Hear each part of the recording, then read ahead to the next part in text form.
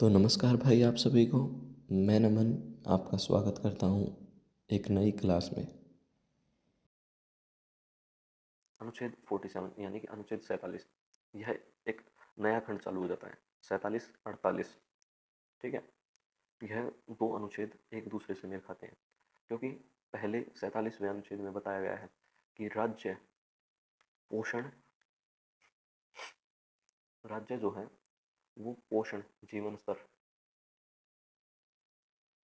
राज्य पोषण और जीवन स्तर को ऊपर उठाने पर ध्यान देगा। यानी कि राज्य, चाहे कोई भी स्टेट्यूटरी बॉडी है या फिर गवर्नमेंट की कोई भी चाहे उद्योग हो, चाहे कुछ भी हो, उसमें पोषण पर ध्यान दिया जाएगा। वहाँ के जो कार्य कर रहे हैं उन पर, या फिर नागरिक हैं, कोई सामान्य नागरिक है उन पर, या फिर बच्चों के लिए जो मुहिम चालू की थी 1995 में शायद, जिसके मिड डे मील थी जो, उसके तहत जो बीच में हाफ हाफ आवर का जो रेस्ट मिलता है बच्चों को, तो उसमें बच्चों को वो पोषण दिया जाता था। तो उसी तरह बताया गया है, उसके बारे में ही बताया गया है।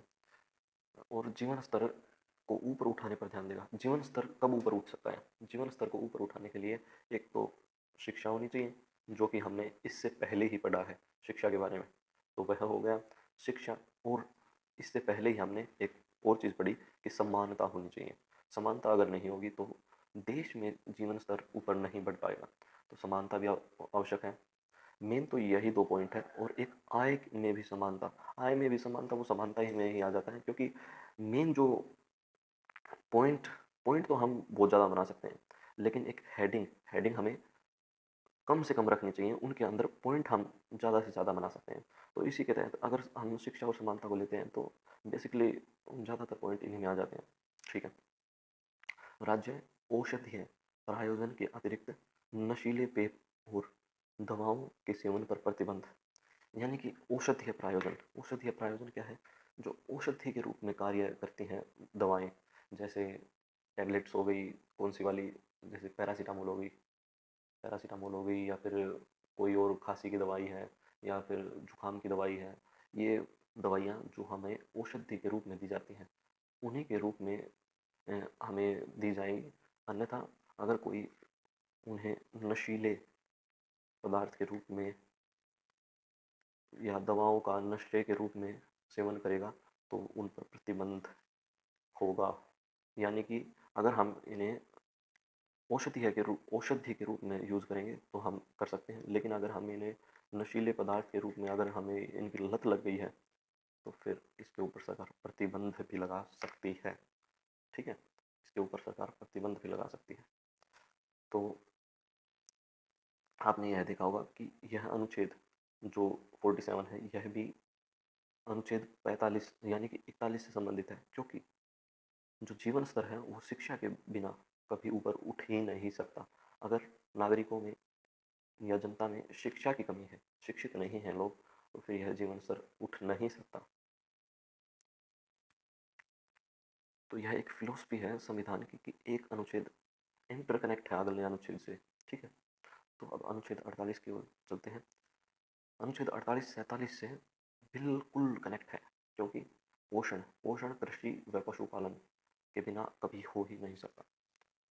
कृषि कृषि में हम पेड़ पौधे भी, जो बागवानी है या फिर और अन्य कृषियाँ हैं, वो कृषि में आ जाएंगी। और पशुपालन, जो कि पशुओं से हम उत्पाद ग्रहण करते हैं, तो इनके बिना तो पोषण संभव ही नहीं है। तो अनुच्छेद 47-48 से बिल्कुल कनेक्ट है। आधुनिक व वैज्ञानिक आधार पर व्यवस्थित, यानी कि कृषि व पशुपालन से अधिकतम फायदा कब मिल सकता है? क्या अगर हम कृषि को ऐसे ही बीज डालकर, भूमि पर बीज डालकर या धरती में बीज डालकर ऐसे ही छोड़ दें, अपने मन में आया तब उसमें पानी की व्यवस्था करना या फिर खाद डालना, ये अपने मन के ऊपर निर्भर रखें, तो इससे कृषि हो भी सकती है, नहीं भी हो सकती। जब आपका मन हो, जब आप वो कार्य करेंगे, तो इससे कृषि अच्छी नहीं हो सकती। और अगर हम कृषि को एक वैज्ञानिक तौर पर कि हमें इतने इतने दिन में इसमें इतना पानी डालना है, इसे इतने खाद की ज़रूरत है, इसे इस चीज़ की ज़रूरत है, हमें यूरिया डालना है या फिर डीएपी डालना है, जो कि फास्फोरस की कमी को पूरा करता है डीएपी। तो अगर इस तरीके से हम कृषि करें और एक निश्चित निश्चित भूमि के अनुसार बीजों बीजों का चयन करें तो हम कृषि को अच्छे तरीके से कर सकेंगे। और पशुपालन क्या है? पशुपालन ये नहीं कि भाई चारा दिया पशुओं को, चारा खिलाया और उनसे उत्पाद ग्रहण कर लिया, ये नहीं। पशुओं को भी कुछ बेसिक नीड्स होती हैं न्यूट्रिशंस की, जो कि आज के टाइम पर हमें बाहर से इतनी उपलब्ध नहीं हो पाती है, चारे से इतनी उपलब्ध नहीं करा सकते। तो उसके लिए हमें अलग न्यूट्रिशंस को मेडिकल स्टोर या फिर किसी अन्य जगहों से वहाँ से खरीद कर पशुओं को ग्रहण कराना होगा। नहीं तो पशुपालन में अच्छा कोई फ़ायदा नहीं हो पाएगा और पशुओं को भी हानि हो सकती है इससे। तो वैज्ञानिक आधार पर व्यवस्थित करना ही होगा अगर हमें इनसे अच्छा लाभ और पशुओं को भी या फिर धरती को भी सुचारू रूप से रखना है। तो दुधारू व माल ढोने वाले मवेशियों के वध पर प्रतिबंध, जो कि 1950 जब संविधान लागू हुआ, तो अगर हम देखें तो उस टाइम पर ज़्यादा कुछ व्हीकल नहीं थे। कैसे? जो पेट्रोल से चलते थे, डीजल से चलते थे, या फिर बैटरी जो इलेक्ट्रिक हैं वो, या फिर जो इकोलॉजी से, इकोलॉजी नहीं, वो इको स्पोर्ट्स हैं, या फिर अन्य हैं जो अब आज के दिन जो चल रहे हैं वो पहले के समय नहीं चलते थे। पहले के समय पशुओं से ही, जैसे बैल हो गया, ऊँट हो गए, इनसे ही हम, या फिर घोड़े हो गए, या फिर हाथी हो गए, इनसे ही हम परिवहन के रूप में कार्य कराते थे। तो दुधारू और माल ढोने के लिए पशुओं से, और दुधारू भी पशु ही होते हैं, ये तो नहीं है। तो दुधारू पशुओं के वध पर प्रतिबंध, बिल्कुल प्रतिबंध था। कोई भी इसमें वो नहीं है कि, लेकिन फिर भी आज बहुत सारे जो जो कसाई कारखाने जो चलते हैं वो आज भी चलते हैं, तो इसमें कोई वो नहीं है, ये तो चलेंगे ही। सरकार भी चाहती है यार, बिना सरकार के ये नहीं चल सकते, क्योंकि सरकार की नज़र आज हम सब पर है और हर जगह सरकार की पहुंच है। तो क्या सरकार को नहीं पता होगा कि यहाँ पर कसाई खाना चलता है? सब पता चलता है सरकार को, लेकिन वो हमें, जनता को गुमराह करती रहती है, जिससे उसके अंदर जो रिश्वतखोर बैठे हैं, घूसखोर बैठे हैं, वो अपना काम चला सकें, बस इसीलिए सरकार हमें गुमराह करती रहती है। 48 यानी कि 48A, पर्यावरण सुधार व संरक्षण तथा जीवों की सुरक्षा। इसमें यही बताया गया है कि भाई पर्यावरण में सुधार करना होगा हमें। जैसे आजकल पोल्यूशन ज़्यादा हो रहा है, गैस जो CO2 है वो, या फिर जो ओजोन परत को हम नुकसान पहुंचा रहे हैं वो, इसमें हमें पर्यावरण के सुधार के लिए हमें पेड़ पौधे ज़्यादा लगाने होंगे, या फिर हमें कम से कम धरती के लिए कम से कम उर्वरक यूज़ करने होंगे। तो ऐसे ही बताया गया है। वह संरक्षण, संरक्षण क्या करना होगा कि हमें एक ऐसा, यानी कि संरक्षण के लिए क्या बताऊँ यार मैं आपको, कि हमें संरक्षित करने पड़ेंगे पेड़ पौधे। अगर बहुत कम है, हम उनका अब भी संरक्षण नहीं करेंगे तो उनकी कटाई से हमें ही तो नुकसान है, और किसी को थोड़ी ना नुकसान है। एक जीव जंतुओं को नुकसान है। जीव जंतु तो भाई, अगर चलिए मान लेते हैं कि जीव जंतु वनों की कटाई से उन्हें परेशानी हो रही है, तो वे किसके लिए हानिकारक है? अगर वनों की कटाई होगी तो जो मांसाहारी हैं, जो शिकारी जंतु हैं, शिकारी जीव हैं, वो गाँव की ओर प्रवास करेंगे, और गाँव में ही मानव को ही तो परेशानी होगी। तो उसके लिए हम ही जिम्मेदार होंगे और हमें ही परेशानी होगी। तो इसलिए हमें वनों की कटाई बहुत कम करनी चाहिए। तथा जीवों की सुरक्षा, जीवों की सुरक्षा तभी तो है, जीवों की सुरक्षा तभी है तब वन है। अगर वन ही नहीं होंगे तो जीवों की सुरक्षा पर भी प्रभाव पड़ेगा, क्योंकि हमारे पास, अगर वो गाँव की ओर प्रवास करेंगे तो हमारे पास आधुनिक चीज़ें हैं जिससे हम उन्हें कंट्रोल कर सकेंगे, लेकिन उन्हें भी तो परेशानी होगी। वो ऐसा तो है नहीं कि वो गाँव में ही रहना चाहते हैं, ऐसा नहीं है। लेकिन हमें यह नैतिकता अपनानी होगी जीव जंतुओं के प्रति भी, ठीक है। और ये 42वां संशोधन 1976 में है। 48A, जितने भी 48A, B जो ये बाद में ऐड हुए हैं ना, ये किसी संशोधन के द्वारा ही ऐड हुए हैं, ये मूल ढांचे में नहीं थे। मूल ढांचा यानी कि मूल संविधान में नहीं थे, ठीक है। अनुच्छेद 49, राष्ट्रीय महत्व के स्मारकों, स्थानों तथा वस्तुओं का संरक्षण। अब 48 तक हमने एक सीक्वेंस बनाया, 46 के बाद 47 सीधा इंटरकनेक्ट था 41 से और 48 से। 48 के बाद हम 49। अगर राष्ट्रीय महत्व के स्मारकों, स्थानों तथा वस्तुओं का संरक्षण, अगर हम यह देखें कि अगर मानव शिक्षित नहीं होगा या साक्षर नहीं होगा तो क्या वह राष्ट्रीय महत्व की स्मारकों, स्थानों तथा वस्तुओं को संरक्षित कर पाएगा? नहीं कर पाएगा।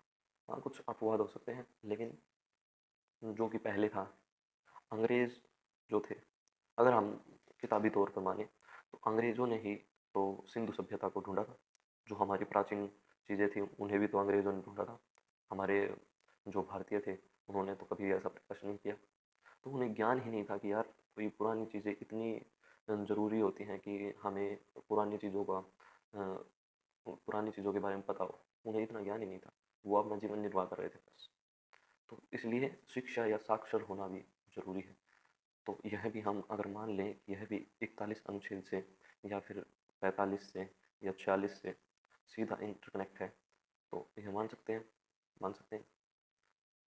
और अगर नहीं भी माने तो हम 49, 50 और 51 का एक अलग खंड बना सकते हैं। 49, 50 और 51 का एक खंड कैसे बन सकता है? 50 को, अनुच्छेद 50 में देखिए, कार्यपालिका से न्यायपालिका का पृथक्करण, यानी कि कार्यपालिका में क्या आता है? जैसे पीएम, सीएम, पीएम, और जो ये और भी पुलिस वगैरह है, या फिर जो विधायिका जो नियम बनाती है, विधि जो या कानून बनाती हैं, उन्हें जो लागू कराते हैं वो कार्यपालिका में आते हैं। तो कार्यपालिका ये है। और न्यायपालिका क्या है? जैसे सुप्रीम कोर्ट, हाई कोर्ट, या फिर कोई भी लगा लीजिए जो न्याय के लिए हो, जो कानूनों से न्याय प्रदान कर सके हमें, वह न्यायपालिका होती है।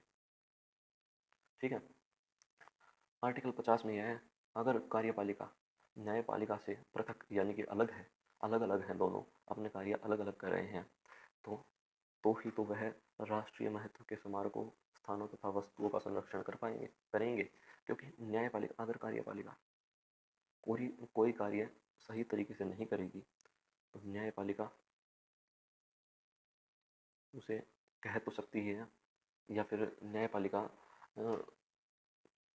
जो यानी कि कार्यपालिका जो है विधायिका के प्रति उत्तरदायी तो होगी ना। तो उसी प्रकार अगर हम यह देखें कि राष्ट्रीय महत्व के स्मारकों, स्थानों तथा वस्तुओं का संरक्षण, तो कार्यपालिका ही ऐसा कर सकती है कि वह अपनी नीतियों के द्वारा नागरिकों को यह समझाए कि यह राष्ट्रीय स्मारक है। क्योंकि हमारे भारतीय नागरिकों में एक नैतिकता की कमी है कि वो किसी भी वस्तु की उतनी अहमियत नहीं देखते। तो उसी तौर पर अगर सरकार अगर कुछ ऐसा कार्य करे, कार्यपालिका, कि जो राष्ट्रीय महत्व के स्मारक हैं या स्थान है, वस्तु हैं, उनके संरक्षण के लिए कोई कानून विधायिका बनाती है, तो कार्यपालिका उसे उन कानूनों को नागरिकों से अपनी नीतियों के द्वारा मनवाए। ठीक है। और अनुच्छेद 51 क्या है? अगर कार्यपालिका न्यायपालिका से पृथक है, यानी कि न्यायपालिका कार्यपालिका की दबाव से काम नहीं कर रही, और जो कार्यपालिका है वो न्यायपालिका के दबाव से काम नहीं कर रही, तो इससे एक देश में संतुलन पैदा होता है, और संतुलन पैदा होता है तो देश में शांति बनी रहती है। अगर कार्यपालिका ज़्यादा उछलेगी या फिर कुछ ज़्यादा वो कार्य करेंगी, जैसे कि जो जूरी था, यानी कि जो 5 जज बैठते हैं, उनमें मोदी जी ने कुछ हस्तक्षेप करने के लिए कुछ कहा था, तो न्यायपालिका ने साफ मना कर दिया। या फिर और कोई कानून ऐसा होता है जो संविधान के मूल ढांचे को प्रभावित करे, ऐसे संशोधन को न्यायपालिका नहीं मानती। तो इसी प्रकार अगर न्यायपालिका और कार्यपालिका पृथक होंगी तो देश में एक संतुलन बना रहेगा, जिससे शांति पैदा होगी। और देश में अगर शांति पैदा होगी तो हम बाहर भी तो अंतर्राष्ट्रीय स्तर पर शांति फैला सकते हैं, या फिर इससे हम दूसरे देशों को या फिर अपनी सुरक्षा को भी तो बढ़ावा दे सकते हैं। क्योंकि अगर हमारे घर में ही अशांति होगी तो हम अपने घर को भी सुरक्षित नहीं रख सकते। क्योंकि हम उस अशांति में लगे रहेंगे और लोग हमारा फ़ायदा उठा लेंगे। वैसे ही एक देश के तौर पर हम सोचें कि हम अपने देश की अशांति को ही सुलझाने में लगे हुए हैं, और बाहरी देश जैसे कि जब 1947 में देश का बंटवारा हो रहा था, तो हम अपने देश को एकजुट करने में लगे हुए थे। उसी समय पाकिस्तान ने जो फ़ायदा उठाया वो आप सभी को पता है। और फिर 26 अक्टूबर 1947 को जब जो कौन थे ये जम्मू कश्मीर के जो राजा थे, शासक थे, उन्होंने हस्ताक्षर किए। अगर वो पहले कर देते तो हम ये फ़ायदा उठाने ही नहीं देते पाकिस्तान को। लेकिन हरी सिंह ने पहले हस्ताक्षर नहीं किए तो पाकिस्तान ने फ़ायदा उठा लिया। तो देश में शांति ज़रूरी है अगर हम अंतर्राष्ट्रीय तौर पर शांति चाहते हैं और सुरक्षा चाहते हैं। तो इसी प्रकार अगर हम यह सोचें तो 49, 50 और 51 का एक खंड बना सकते हैं। अब अगर हम देखें तो हमने क्या क्या याद किया। अगर हम देखें तो हमने ये सारे अनुच्छेद याद कर लिए। अब इन्हें एक सिनोप्सिस के तौर पर मैं आपको बता देता हूँ। आप पहले लिखिए, अगर आप नोट्स बना रहे हैं तो सिनोप्सिस। सिनोप्सिस यानी कि एक छोटा रूप। छोटे रूप में हम इन्हें कैसे याद करें, जैसे 36, 37, 38, 39 को आप एक सीरीज़ में लिख लीजिए। सीरीज़ में यानी कि ऊपर नीचे 36, 37, 38, 39। 36 में लिखिए डीपीएसपी के संदर्भ में परिभाषा राज्य की। राज्य यानी कि कोई भी स्टेट। जैसे अगर हम किसी की भी बात करें, चाहे कोई कॉम्प्लेक्स हो, उसमें जो हेड होता है उसी का तो वह राज्य है।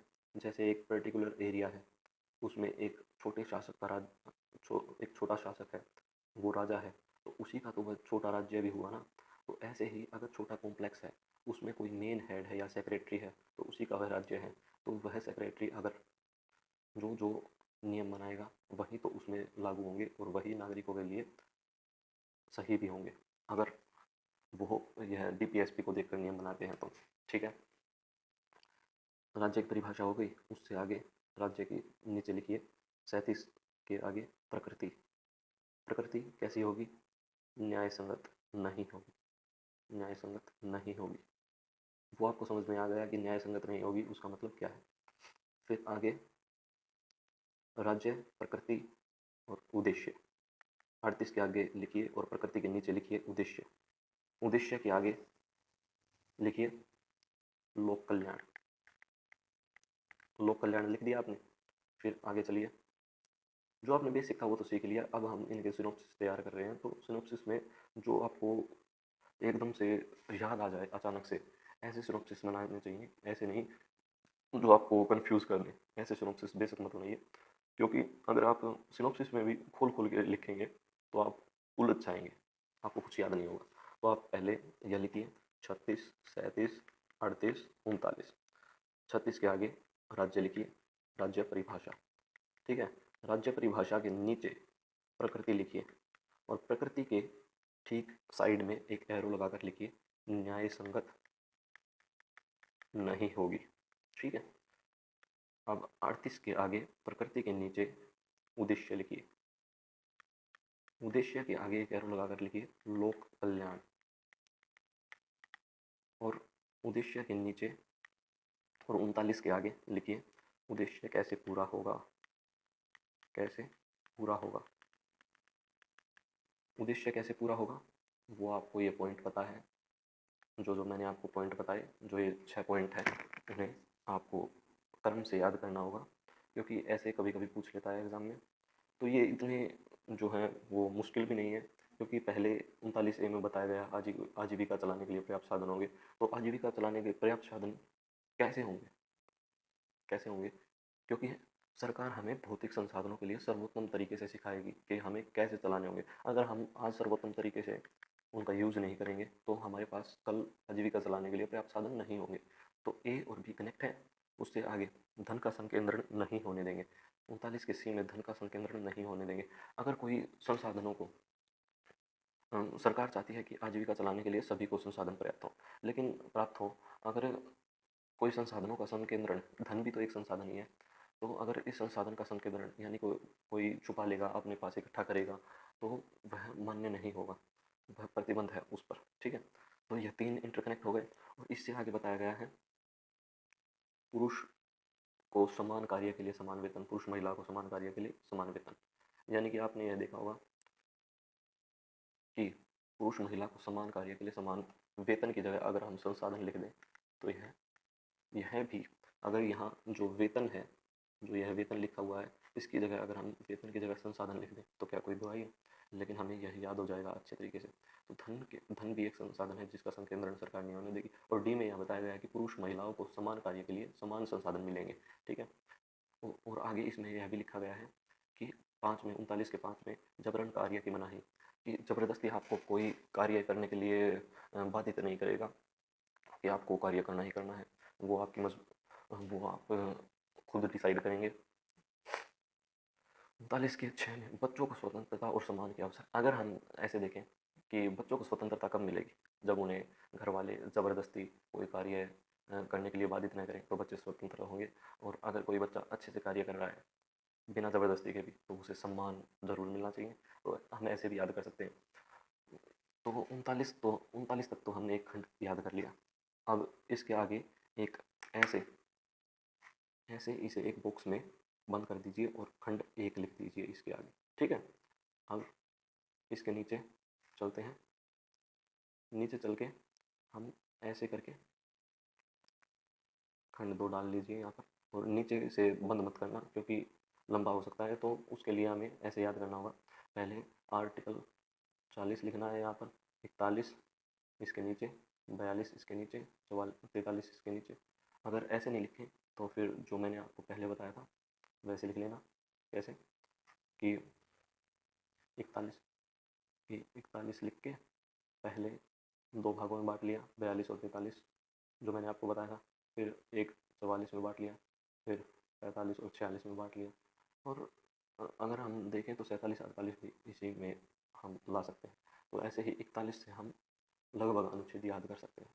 और 41 किससे इंटरकनेक्ट है? वो है 40 से। वो किससे कनेक्ट है? 40 से। ठीक है। और 40 से इंटरकनेक्ट होगा, 40 से अगर इंटरकनेक्ट होगा तो उससे सीधे कनेक्ट 44 भी तो है, 44 भी तो है, और 41 से भी कनेक्ट है। तो इसी प्रकार सब एक दूसरे से इंटरकनेक्ट है। अगर आप यह देखें तो, अगर आप यह देखें कि सब एक दूसरे से इंटरकनेक्ट है तो आप इन्हें अच्छे से याद कर पाएंगे। तो आपने डाल लिया खंड 2। खंड 2 में हम अब क्या पढ़ेंगे? खंड 2 के सिनॉप्सिस कैसे बनाएंगे? खंड 2 41 40 41 41 के आगे हम पहले यह लिखेंगे काम, और काम के आगे लिखेंगे, काम के आगे 2 पार्ट में उसे डिवाइड कर लेंगे और 42 और 43 लिख देंगे। ठीक है। फिर एक एरो जो कि 41 से निकलेगी और सीधा उसके आगे, एरो के आगे लिखेंगे सार्वजनिक सहायता, सार्वजनिक सहायता लिखेंगे। और उसे भी हम एक पार्ट आगे 44 लिख देंगे, एक एरो लगाकर 44 लिख देंगे उसके आगे। और 41 से एक और एरो लिखने लगी और उस एरो के आगे हम लिखेंगे शिक्षा। शिक्षा के आगे हम उसे 2 पार्ट्स में डिवाइड कर देंगे, 2 पार्ट्स में डिवाइड कर देंगे तो क्या बनेगा? 45 और 46। 45 और 46 अगर हम यह बांट देंगे तो 45 और 46 से ही जो शिक्षा के बारे में बताया गया है उसी से ही तो हम 47 को निकालेंगे, क्योंकि जीवन स्तर बिना शिक्षा के नहीं बढ़ सकता।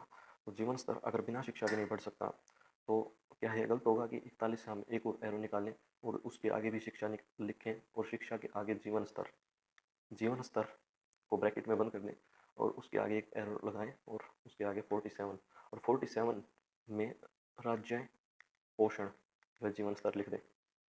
जीवन स्तर और पोषण, राज्य पोषण के आगे एक एरो और लगाएं और वहाँ पर 48 अनुच्छेद लिख दें और उसके आगे लिख दें एक एरो लगाकर 47 का विस्तार।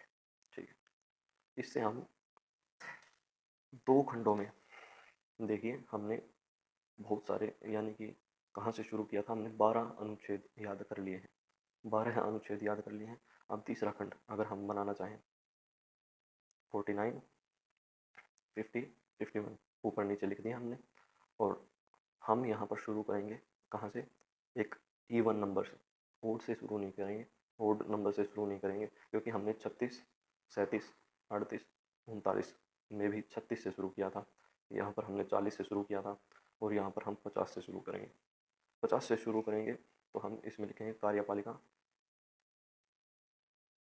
न्यायपालिका, अलग अलग अलग अलग अलग अलग लिख दिया।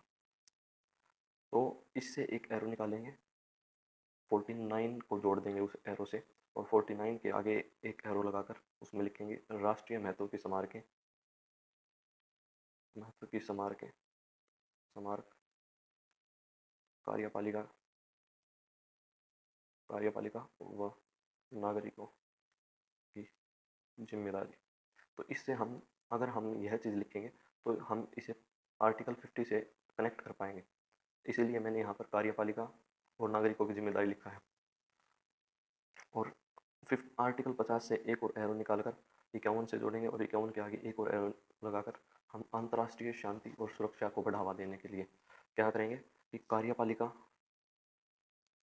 पालिका व न्यायपालिका, पालिका का अलग अलग होना, अलग अलग होना शांति का, शांति को बढ़ावा देता है, बढ़ावा देता है, जिससे देश में शांति बढ़ती है और यह अंतर्राष्ट्रीय स्तर पर झलकती है, अंतर्राष्ट्रीय स्तर पर झलकती है, झलकती है, जिससे हम हमारे पक्ष को अंतर्राष्ट्रीय स्तर पर मजबूती से रख सकते हैं। तो यह हमारी सुरक्षा के लिए भी हो गया। तो यह था अनुच्छेद 36 से 51 तक का सफ़र। मैं आशा करता हूँ कि आपको यह क्लास समझ में आई होगी, और अगर थोड़ी बहुत भी समझ में आई हो तो प्लीज़ लाइक करें, शेयर करें और कमेंट ज़रूर करें कि आपको यह क्लास कैसी लगी। जय हिंद, जय भारत।